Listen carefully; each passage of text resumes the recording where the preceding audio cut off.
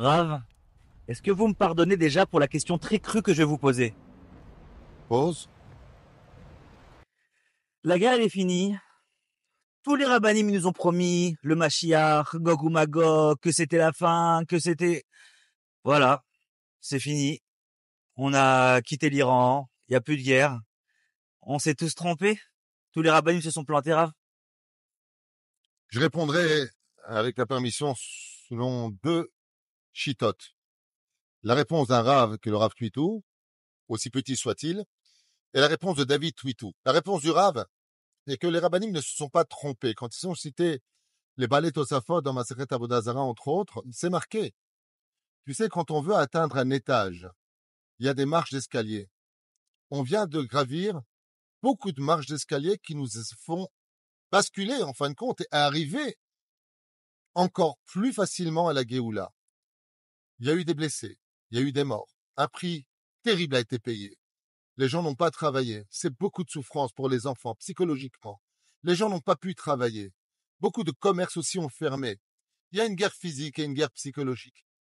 Et chez nous, les Juifs, tout ça, toutes ces souffrances viennent faire la capara de quelque chose qui annoncera de façon encore plus grande une Géoula qui nous fera oublier en un seul instant ces 2000 ans d'attente désespérée. C'est le Rav qui vient de parler. Maintenant, David tweet. J'en ai ras-le-bol.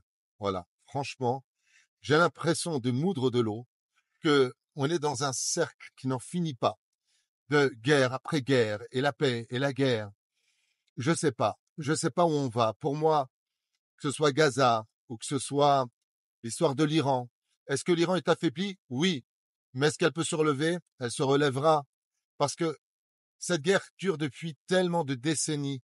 Il n'y a pas de raison à l'Iran d'attaquer Israël. Nous n'avons ni des rapports géopolitiques, géographiques, idéologiques. On est des pays qui vivront à 1200, 1300 kilomètres. On n'a pas de rapport avec eux. C'est eux qui nourrissent tous les groupes terroristes à travers le monde. C'est un acharnement sur Israël. Et donc, cette haine qui a toujours existé ne cessera pas d'exister. Parce que pour eux, mourir, c'est une gloire.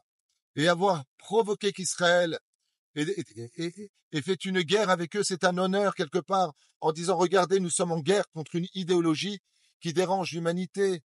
Donc, pour nous, c'est une guerre qui est gagnée parce qu'on aurait explosé, même ça, c'est pas sûr. 400 kilos d'uranium ont eu le temps d'être déportés ailleurs. Il y aura encore une base, selon les médias, d'uranium et nucléaire qui n'a pas été touchée. Donc, c'est en fin de compte gagner du temps. Et ce gain de temps me dérange, même si je sais que tout vient d'Hachem. Au niveau de la vie qu'on a en Israël, c'est épuisant. C'est épuisant. Après Gaza, c'est l'Iran, après c'est la Syrie, après c'est... Et on arrête, et on reprend, et on reprend, et on arrête. La seule chose qu'on dénombre, c'est que Israël montre que le chat est devenu un lion, qu'on a Baruch Hashem, une force incroyable. L'humour, c'est qu'ils ont empêché et interdit aux religieux de sortir du pays. Bah, le jour où ils ont déclaré tout le monde ne pouvait plus sortir du pays, ils ont dit il faut faire des économies parce que nous avons trop de frais. Ils ont dépensé plus de 4 milliards de shekels depuis le début de cette guerre. Donc voilà, il y a le côté un petit peu journaliste et puis observateur, sans une kippa, sans une barbe, mais qui me dit simplement que j'ai l'impression qu'on est en train de moudre de l'eau et c'est fatigant.